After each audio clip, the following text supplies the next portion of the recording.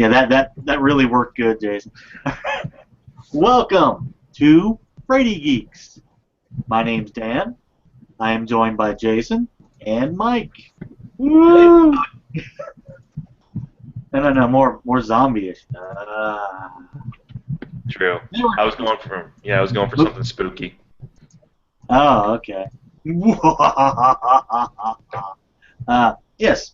Today we're talking about Dawn of the Dead, filmed in 1978, directed by George Romero. Mike, would you like to do the synopsis? Certainly.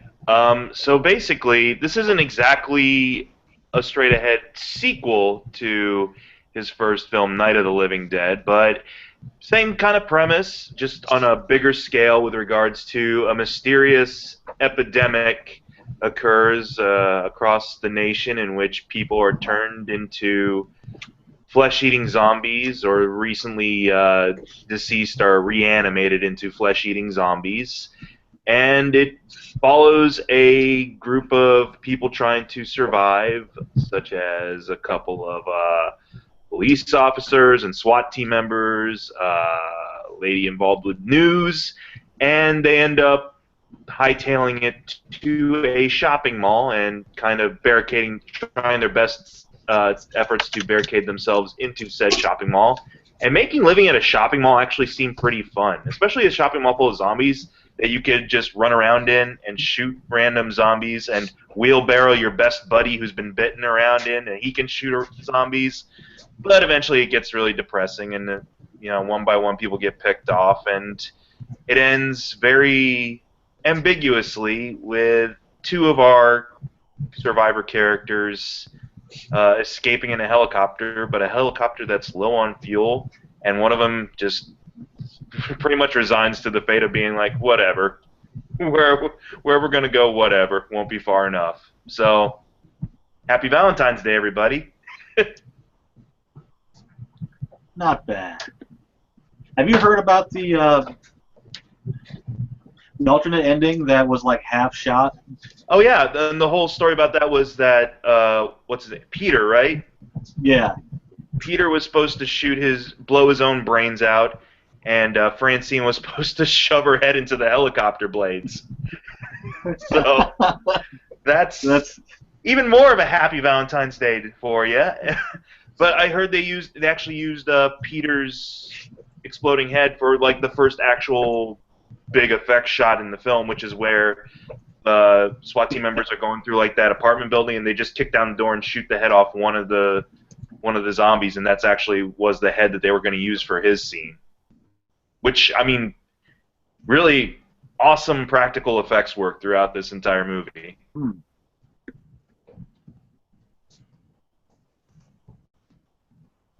I've got some weird lag on mine, so sorry if I don't respond as fast as I should be here. Yeah, one of the coolest things about this movie, I think, isn't actually about the movie, but Roger Ebert gave it 4 stars. And he always hated horror movies, but in like this case, he's just like, yeah, I liked it. It's about depravity. That's the thing too I really liked about. Oh, sorry, yeah, lag. But that's the thing too I really liked about it, is that it's not. I mean, when I first saw it, I think it was, creepy and everything like that. But of course, it's about undead people eating human flesh. Of course, it's going to be creepy, and so. But it's become actually like more just about like the spectacle of it now. Whenever I rewatch it, like just about, like I said, it actually seems kind of fun to be in this world a little bit. And the characters are like really cool and exaggerated at times. But I also like the idea of the themes that are kind of explored with it about we are very much talking about consumerism and talking about just going through the motions and so forth of our measly existence. Fun stuff. What's your favorite zombie scene in the whole thing, Mike? Oh, Hare Krishna, no doubt. That's my favorite zombie in the whole thing, is Hare Krishna zombie, of course. Just the matter of that, like, honestly, he doesn't look that bad. He's managed to keep his decorum. He doesn't look quite as rotted as some of the others. Doesn't look as messy. He kept his glasses, and he kept his tambourine too, which is an advantage for you because you can hear him coming. So, Jason? I really like the whole overall look of the zombies coming from Night of the Living Dead to this movie. This is the direct follow-up to that, right? Yes. Okay. Yeah, I thought the zombies were done really well. I like the makeup.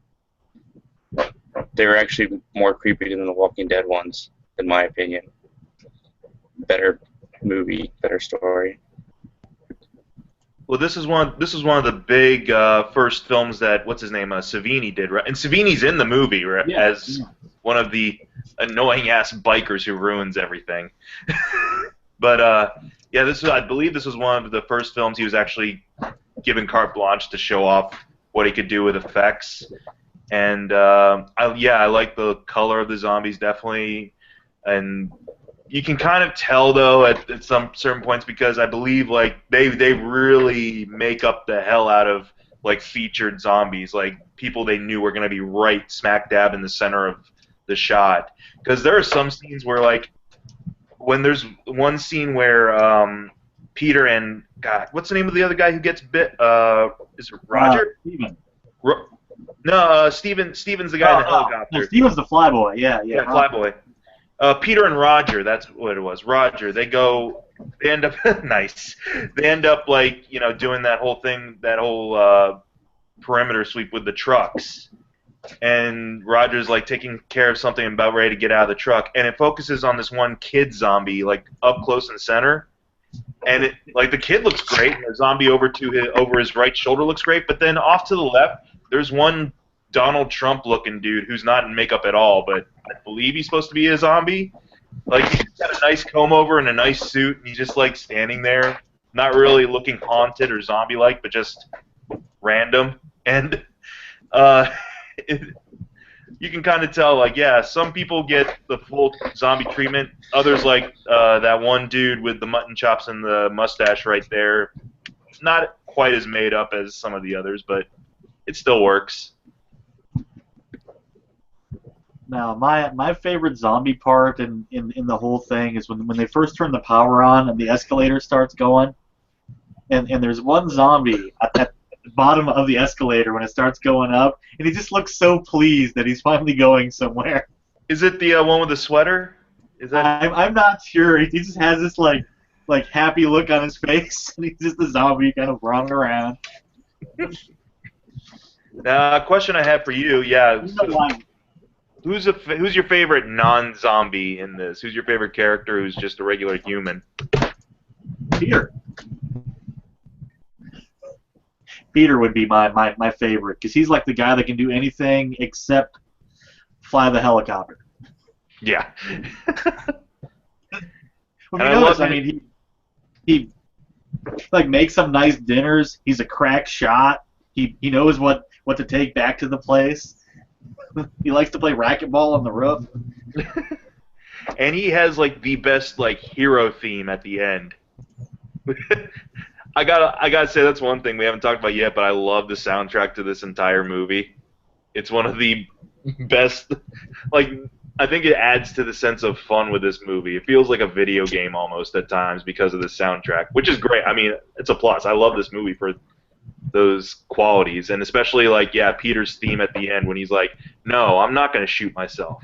I'm just gonna chuck zombies left and right," and it's got that heroic like dun, dun, dun, dun, dun, dun, like A-Team sounding theme going. I love that.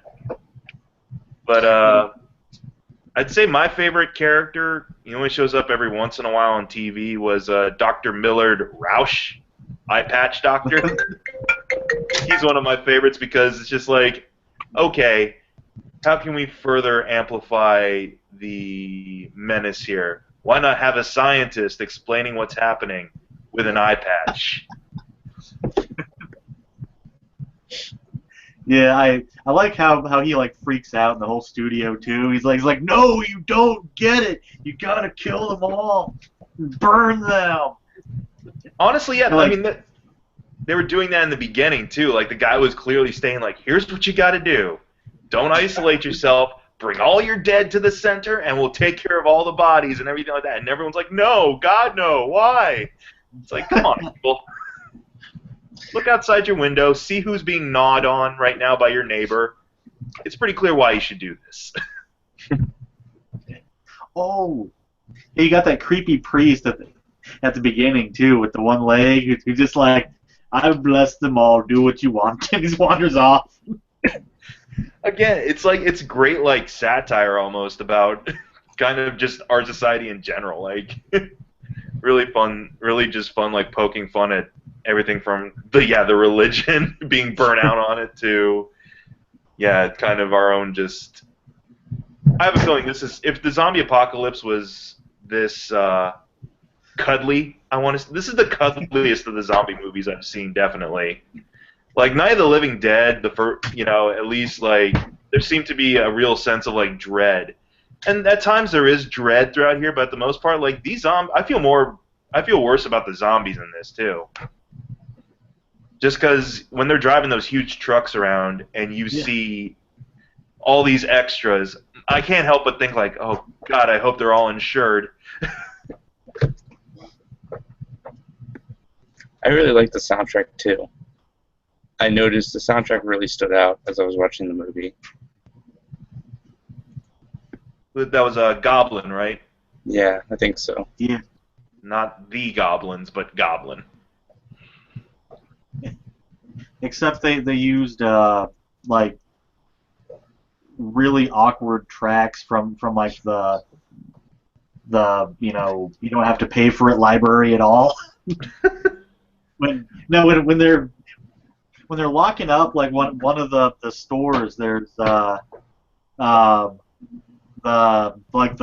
kind of like spooky theme from Monty Python the Holy Grail when all the people get sacked, and you get that like moody. Yes. Yeah. I know what you're doing. And then you get the ending theme which they used for Robot Chicken. I love that stuff. It's so upbeat after the helicopter takes off and all the half the bikers are like bleeding all over the place. Mm-hmm.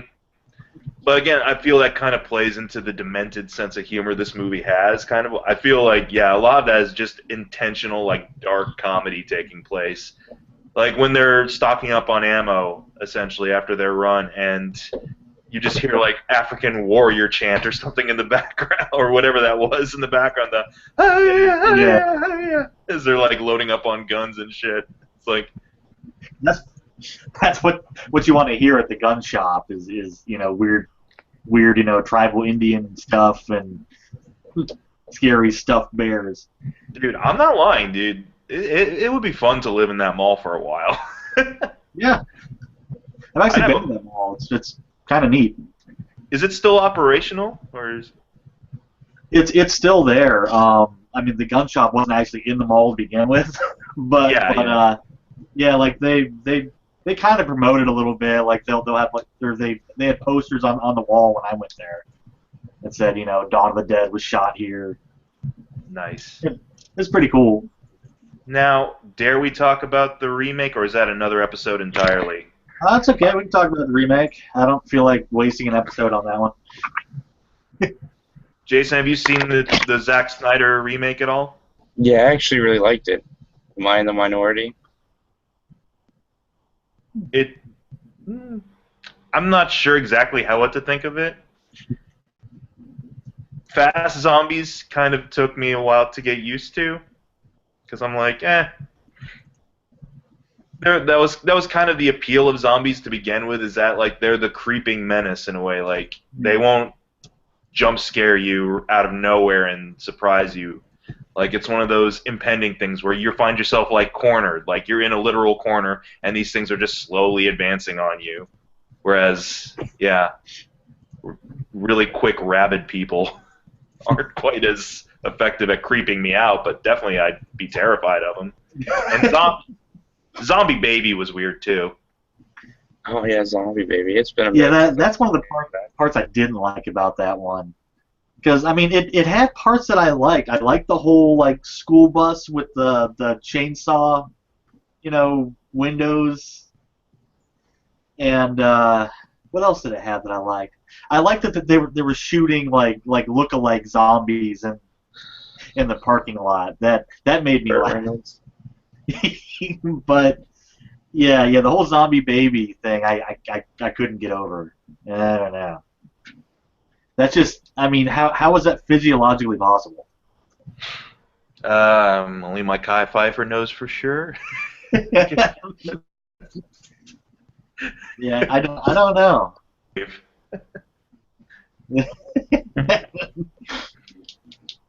But I don't know what like how would you rank this with regards to I guess his original series, which was it was Night of the Living Dead, then Dawn of the Dead, and then was it Day of the Dead.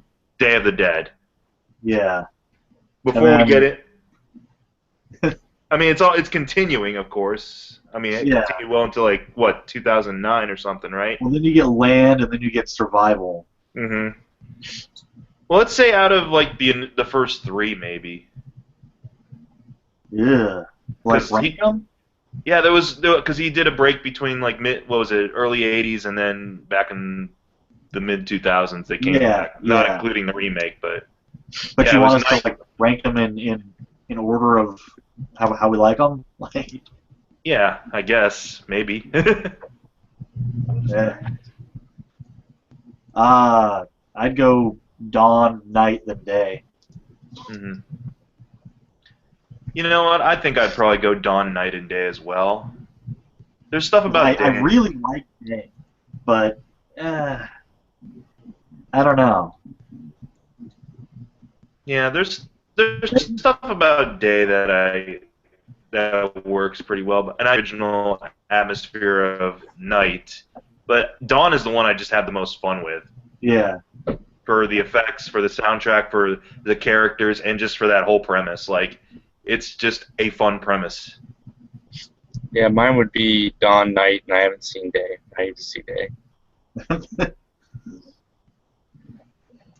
Yeah. Well, continuing on, have you seen Survival at all? Either of you guys? Mm-mm. Mike? No, I haven't seen Survival. The last one I think what was it? It was Diary. Diary was the last one I saw. Oh crap, man! I completely forgot about Diary. Yeah. Mm-hmm. Yeah, I couldn't watch Survival the whole way through. Mm-hmm. I've never seen the end of that one, so I don't know. Maybe we'll have to do it for an episode of this at some point. Great. Now my phone's doing weird things. I'll just fill up sending out topics. Yay. Anybody have anything else about this one? Just do yourself a favor and watch it. If you want to compare it to its remake or not, I think they both have good qualities about them at certain points, but I feel Dawn is definitely the superior one. And have fun with it, because now that I'm definitely older and I can appreciate kind of the story and the story of its production as well a little bit more, it's a lot more engaging than when I was younger, and I was just like, what are all those weird people doing just shuffling around? Now there's actually kind of like, I can appreciate the sense of humor that takes place in it as well, and the interesting social commentary, to say the least, but it's just a blast. Yes, it is a lot of fun. A lot of fun. Oh yeah, are we gonna do ratings? Yeah, if you want to. Because we do it in all the other one of the three Geeks podcasts. So I'm gonna call this one a 9 out of 10. A 9 out of 10 as well. There's one thing that I didn't really enjoy so much. I never seen the extended mall hours stuff. Like, I thought we got the general idea with the mall to begin with. The extended stuff, it's okay, but I'm like, a regular or director's cut works as well. Yeah. We might as well go all three. 9 out of 10. Just the people that are watching, I'm not like an idiot. I just have pharyngitis, so it's really hard to talk. Yeah. Well, actually, I mean, to be fair, I think we're all idiots. We're just For you different just got the reasons. easy way out there, Jason. Yeah. You got bit, and so you gotta. I get it. You gotta take it easy. That's right. Oh, you know what I think we should do for the next Fraidy Geeks movie? I think we should each pick one, or me and Mike will each pick one, Dan will pick two, and we'll let the Twitter followers pick which movie we do. That works That's for cool. me. Yeah. Yeah. It'll be one of those poll things that we post or something. Yeah, I'll get with you guys. We'll post it up on Twitter sometime the next Cool. couple days. Awesome. Nice. All I like right. that. And this is So- the second episode of Fraidy Geeks. I'm Dan. There you go. Yeah, you need the fingers. I'm joined with Mike and Jason. Thank you for watching.